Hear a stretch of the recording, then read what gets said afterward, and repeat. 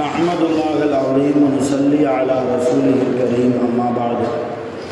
அன்பான பெரியோர்களே, ஜமாத்தார்களே, அல்லாஹ்வின் அருளால் ஃபஜ்ருடைய தொழுகையை தொழுதுவிட்டு நன்மையான காரியங்கள் குறித்து பேசுவதற்காக கேட்பதற்காக நாம் எல்லாம் அமர்ந்தோம். அல்லாஹ் ஜல்லஷானஹு வ தஆலா நம்முடைய எல்லா இபாதத்துகளையும் பரிபூர்ணமாக கபூல் செய்வானாக. ஆமீன். அருமையான பெருமக்களே, அல்லாஹ் தஆலா ஒரு அடியாருடைய வெளிப்புறத்தை, வெளி தோற்றத்தை பார்ப்பதில்லை. அல்லாஹ் ஒரு மூமினுடைய வெளி தோற்றத்தை பார்க்காமல் ஒரு மூமினுடைய உள்ளத்தை அல்லாஹ் பார்க்கிறான். இபாதத்தில் இருந்து அடுத்த மனிதரோடு அவர் பழகிற பழக்கம் வரைக்கும் வெளிரங்கத்தில் எப்படி பேசுகிறான், எப்படி பழகிறான் என்பதை அல்லாஹ் ஒருபோதும் பார்ப்பதில்லை. மாறாக நம்முடைய கல்வை, நம்முடைய உள்ளத்தை அல்லாஹ் உற்று நோக்கி கவனிக்கிறான். அதனால தான் அல்லாஹ்வுக்கு 2 பேர் உண்டு. ஒன்று பசீர், இன்னொன்று ஹபீர். பசீர்னாலும் பார்க்கக்கூடியவன் தான் அர்த்தம், ஹபீர்னாலும் பார்க்கக்கூடியவன், கவனிக்கக்கூடியவன் தான் அர்த்தம். 2க்கு என்ன வித்தியாசம்? பசீர் என்றால் வெளிரங்கத்தில் பார்ப்பவன், ஹபீர் என்றால் கல்வை பார்ப்பவன். கல்வில என்ன ஓட்டம் ஓடுகிறது என்பதை பார்ப்பவன். பெரும்பான்மையான இடங்களில் அல்லாஹ் ஜல்லஷானஹு வ தஆலா அடியார்களுடைய உள்ளத்தை பார்க்கிறான். நம்முடைய உள்ளத்தை அல்லாஹ் பார்க்கிறான். இவன் உள்ளத்தில் கெட்ட விஷயங்கள் இருக்கிறதா அல்லாஹ் பார்க்கிறான். இவனுடைய உள்ளத்தில் அல்லாஹ் அல்லாஹ் என்கிற என்னுடைய சிந்தனை இருக்கிறதா அல்லாஹ் கவனிக்கிறான். அல்லாஹ் கவனிக்காத உள்ளங்கள் என்று எதுவுமே இல்லை. எல்லா உள்ளங்களையும், அல்லாஹ்வால் படைக்கப்பட்ட எல்லா படைப்புகளுடைய உள்ளங்களையும் அல்லாஹ் அறியக்கூடியவனாக இருக்கிறான். அதனால தான் நபி சுலைமான் அலைஹிஸ்ஸலாம் கடலோர பகுதியில் போய்கொண்டிருக்கும் போது பார்த்தாங்களாம். கடலோர பகுதியில் போய்கொண்டிருக்கும்போது பார்த்தாங்க, ஒரு எறும்பு ஒன்று வாயில் ஏதோ ஒரு உணவுப் பொருளை எடுத்துட்டு அப்படி போகுது. இது எங்கே போகுது என்று பார்த்தால் அது கொஞ்சம் தூரமாக போகுது. ஒரு பாறை மேலே ஏறுது. அந்த பாறையின் இடுக்குக்குள்ளே இருக்கக்கூடிய சின்ன சின்ன பூச்சிகளுக்கு அது தன் வாயில் இருந்த உணவை கொடுக்குது, எடுத்துகிட்டு போய் கொடுக்குது. இப்போ சுலைமான் நபி அதே இடத்துல சஜிதால விழுந்தாங்க. ரப்பே, உன் படைப்புகளுடைய தேவைகளை நீ அறிந்திருக்கிறாய். எந்த அளவு ஒரு சிறிய சிறிய படைப்பாக இருந்தாலும் கூட அல்லாஹ் தஆலா அதனுடைய உள்ளத்தை பார்க்கிறான். அதற்கு என்ன தேவை என்பதை அறிகிறான். அது நல்ல உள்ளமாக இருக்கிறதா, கெட்டுப்போன உள்ளமாக இருக்கிறதா, ஷைத்தான் குடிகொண்டிருக்கிற உள்ளமாக இருக்கிறதா, அல்லது அல்லாஹ் குடிகொண்ட உள்ளமாக இருக்கிறதா, எல்லாமே அல்லாஹ்வுக்கு தெரியும். அதனால் அன்பான பெருமக்களே, நாம் நம்முடைய கல்வை சரிபடுத்த வேண்டும். நம்முடைய உள்ளத்தை அல்லாஹ் வசிக்கக்கூடிய இல்லமாக ஆக்க வேண்டும். அதனால தான் நபி ஸல்லல்லாஹு அலைஹி வஸல்லம் ஒரு சஹாபியை கூப்பிட்டு கேட்டாங்க. அந்த சஹாபிக்கு பேர் சாத் ரலியல்லாஹு அன்ஹு. சாத் ரலியல்லாஹு கூப்பிட்டு கேட்டாங்க, யா சாத், உன் உள்ளத்தில் எனக்கு கொஞ்சம் இடம் கிடைக்குமான்னு கேட்டாங்க. உன் உள்ளத்தில் எனக்கு கொஞ்சம் இடம் கிடைக்குமான்னு. சாத் ரலியல்லாஹு அழுதுட்டாங்க. அழுதுகிட்டே சொன்னாங்களா, யா ரசூலல்லாஹ், என் உள்ளத்தில் உங்களுக்கு இடம் இல்லை, என் உள்ளத்தில் உங்களுக்கு இடம் இல்லை. காரணம், என் உள்ளம் முழுக்க அல்லாஹ்வை நீங்கள் நிரப்பி விட்டீர்கள். என் உள்ளம் முழுக்க அல்லாஹ் இருக்கிறான், ஆகவே உங்களுக்கு இடமில்லை, என்னை மன்னித்து விடுங்கள். அப்போதான் ரசூலுல்லாஹ் சொன்னாங்க, மற்ற சஹாபாக்களை பார்த்து, இதனால் தான் இவர் சுவனவாசி என்றார்கள் நபிகள் நாயகம் ஸல்லல்லாஹு அலைஹி வஸல்லம். இப்போ அந்த அளவு சஹாபாக்கள் உள்ளம் முழுக்க அல்லாஹ்வை நிரப்பி வைத்திருந்தார்கள். அல்லாஹ் இருந்த இடத்தில் ஷைத்தான் வராமல் இருந்தார். அதனால தான் நம்முடைய உள்ளங்கள் கெட்டுப்போய் இருப்பதற்கு காரணம் நிறைய மூமின்களுடைய உள்ளங்களில் தவறான சிந்தனைகளும் ஹராமான காரியங்களும் அடுத்தவருக்கு அநீதி இழைப்பதிலும் அடுத்தவருக்கு தீங்கு செய்வதிலும் இது போன்ற எண்ணங்கள் நம்முடைய உள்ளத்தில் இருப்பதற்கு மிக முக்கியமான காரணம் உலக மோகம். இந்த துன்யாவினுடைய ஆசை. துன்யா உலகத்தில் வாழ்வதற்கு நமக்கு வேணும், உலகம் வேணும். உலகம் இல்லாமல் உலகத்தில் வாழ முடியாது. அதுக்காக வேண்டி உலகமே கதி என்று சொல்லி துன்யாவின் மீது மோகம் கொண்டவர்களாக இன்றைக்கு மூமின்கள் மாறிக்கொண்டிருக்கிறோம். அதனால தான் கௌசுல் ஆலம் முஹைத்தீன் அப்துல் காதிர் ஜீலானி குத்திஸ சிர்ருஹு அவர்கள் அழகாக சொன்னாங்க, துன்யாவை கல்பில் வைக்கக்கூடாது. இந்த உலகத்தை எங்கே வைக்கக்கூடாது? கல்பில் வைக்கக்கூடாது, அதை கையில் தான் வைக்கணும். உலகம் தேவை, உலகத்தில் உயிரோடு வாழ்வதற்கு உலகம் கொஞ்சம் தேவை, அதனால் அதை கையில் வச்சுக்கோங்க. கல்பில் துன்யாவை ஏற்றிட்டா அல்லாஹ் வரமாட்டான்டாங்க. யார்? கௌசுல் ஆலம் முஹைத்தீன் அப்துல் காதிர் ஜீலானி குத்தஸல்லாஹு சிர்ருல் அஸீஸ், துன்யாவை நீங்கள் கையில் வையுங்கள், கல்பில் ஏற்றாதீர்கள். தன்னுடைய மாணவர்களுக்கெல்லாம் அவர்கள் எடுத்த பாடம் மிக முக்கியமான பாடம், கல்பை பரிசுத்தப்படுத்துவது, கல்பிலே அல்லாஹ்வுடைய ஞானத்தை கொடுப்பது. இன்றைக்கி இபாதத்தில் கூட ஒரு தொழுகையில் கூட அல்லாஹ்வுடைய ஞாபகம் இல்லாமல் இருக்கிறோம் இல்லையா? தக்பீர் கட்டுறதுக்கு பின்னால் தான் எல்லா சிந்தனையும் வரும். ஒரு குர்ஆன் ஓதுவோம் என்று எடுத்து திறந்து ஒரு 2 பக்கம் கூட ஓதி இருக்க மாட்டோம், தூக்கம் வந்துடும் இல்லையா? ஒரு தஸ்பீஹ் எடுத்து ஒரு 100 தடவை சுப்ஹானல்லாஹ் சொல்லுவோம், அதுக்குள்ளே ஒரு ஃபோன் கால் வந்துடும், அதை எடுத்து அட்டன் பண்ணிட்டு பேசிட்டு அதிலே அப்படியே போயிடுவோம். ஒரு இபாதத்தை கூட முழுமையாக செய்து முடிக்க முடியாத ஒரு பலகீனமான சூழ்நிலையில் இன்றைக்கு நாம் இருக்கிற போது, அருமையானவர்களை கொஞ்சம் யோசிங்க. நம்ம செய்கிற இபாதத்தை வச்சு சுருக்கம் போக முடியுமா? நான் உள்பட, ஆலிம்கள் உள்பட யோசிப்போமே, நம்ம என்ன இபாதத் செய்கிறோம்? அந்த இபாதத்தில் உயிரோட்டம் இருக்கிறதா? சஹாபாக்கள் தொழுத தொழுகையை போன்று இமாம் புகாரி ரஹ்மத்துல்லாஹி அலைஹி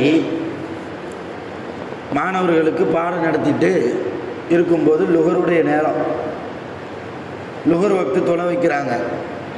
ஃபர்லு முடித்ததுக்கு பின்னால் சுன்னத் தொழுகிறாங்க.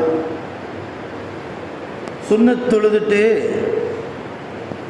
மாணவர்களில் ஒரு மாணவரை கூப்பிட்டு, என் முதுகில் ஏதோ இருக்கிற மாதிரி தெரியுது, சட்டைக்குள்ள என்ன இருக்குன்னு பாருப்பான்னு நான். ஒரு மாணவர் வந்து பார்த்தார். அந்த ஜிப்பாவை கொஞ்சம் விலக்கி முதுகில் பார்த்தா அது ஒரு குளவி ஒன்று நிற்கிது. பல இடங்களில் முதுகில் கடிச்சிருக்குது, பல இடங்களில். அப்போ அந்த மாணவர் கேட்டாராம், உஸ்தாத் அவர்களே, ஆசிரியர் அவர்களே, உங்கள் முதுகில் குளவி இருக்குது, பற்றி விட்டுட்டேன், ஆனால் பல இடங்களில் கடிச்சிருக்குது. அநேகமாக நீங்கள் தொழுது கொண்டு இருக்கும்போது தான் அது என்ன செஞ்சுருக்கணும், உங்களை கடிச்சிருக்கணும். உங்களுக்கு அந்த உணர்வு இல்லையா, அந்த வலி தெரியலையா?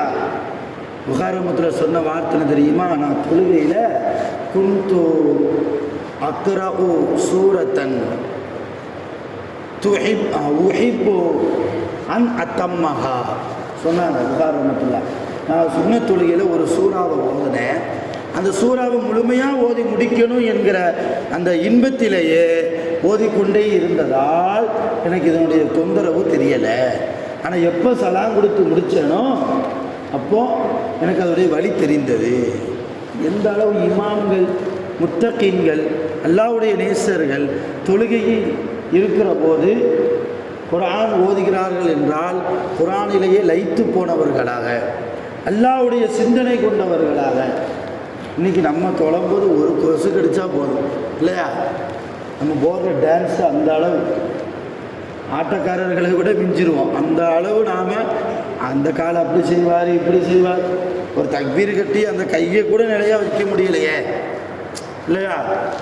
போரா இருந்தாலும் தலையை சொரிகிறது என்ன, மூக்கை சொரிகிறது என்ன, சட்டையை சரி பண்ணுறது என்ன.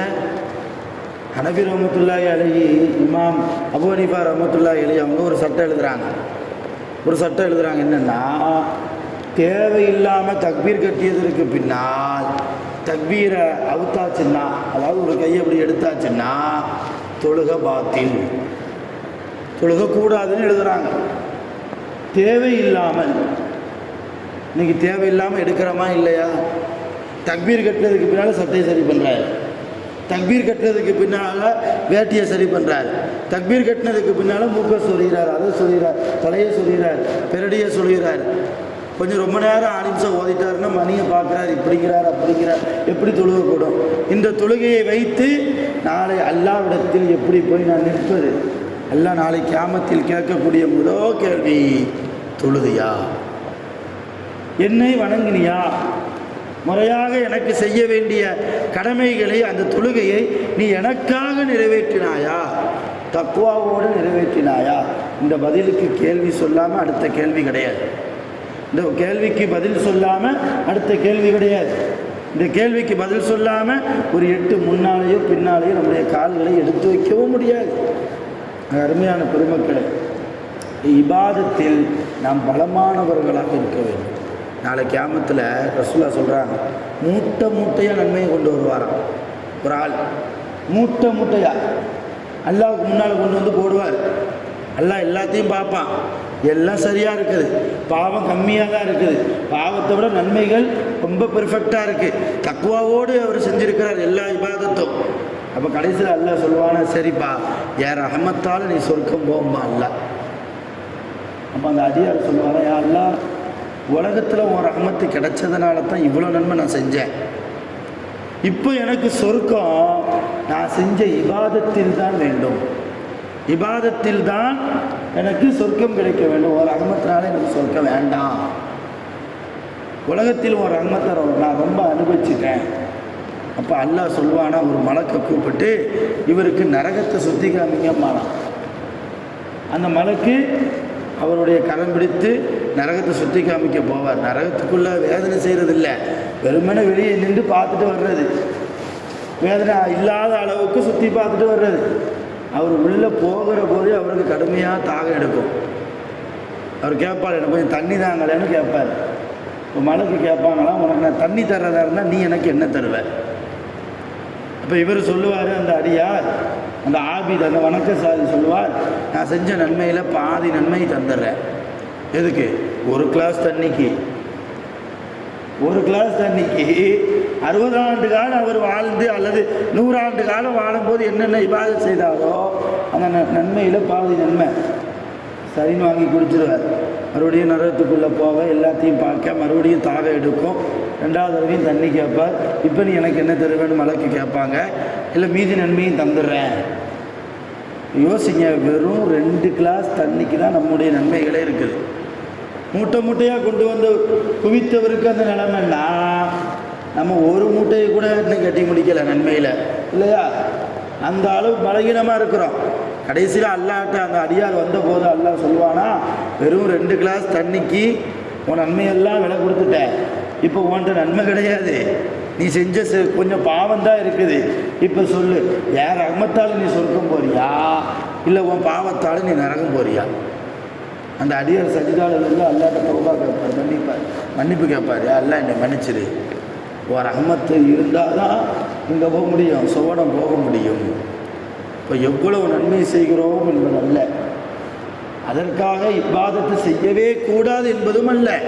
கொஞ்சம் இபாதத்து செய்தாலும் தக்குவாவோடு உணர்வுபூர்வமாக உயிரோட்டமுள்ள இபாதத்தாக நம்முடைய இபாதத்தை நாம் ஆக்க வேண்டும். நான் 2 நாளைக்கு முன்னால் கூட அந்த வசீலா சம்பந்தமாக உங்களுக்கு சொன்னேன். நபியின் பொருட்டால் துவாலை கேட்கறது, வலிமார்களின் பொருட்டால் நீங்கள் துவாலை கேட்டுக்கங்க அப்படின்னு சொன்ன ஆயத்து ஓது.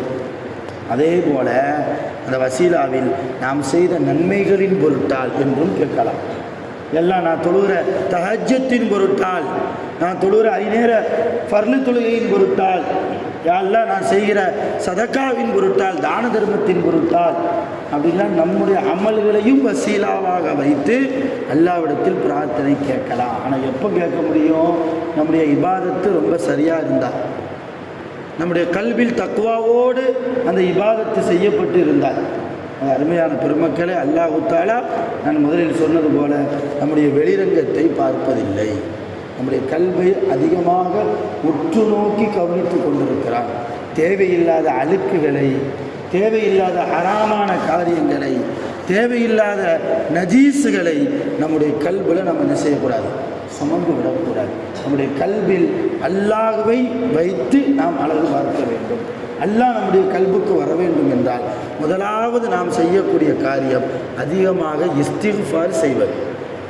அதிகமான முறையில் இஸ்திக்ஃபார், அஸ்தக்ஃபிருல்லாஹ், கிடைக்கிற நேரத்தில் எல்லாம் அஸ்தக்ஃபிருல்லாஹ் கேட்டால், இஸ்திக்ஃபார் செய்தால், என்றைக்காவது அல்லாஹ் எந்த சூழ்நிலையிலாவது நம்முடைய இஸ்திக்ஃபாரை அல்லாஹ் ஏற்றுக்கொண்டால் நம்மை விட பாக்கியவான்கள் உலகத்தில் யாரும் இருக்க முடியும்.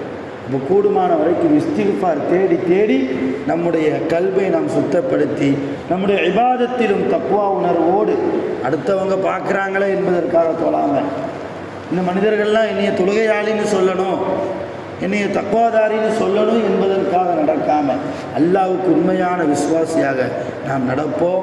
வல்ல ரஹ்மான் அப்படிப்பட்ட உல தூய்மை உள்ள கல்பாக நம்முடைய கல்வை அல்லாஹ் மாற்றி அருள் புரிவானாக.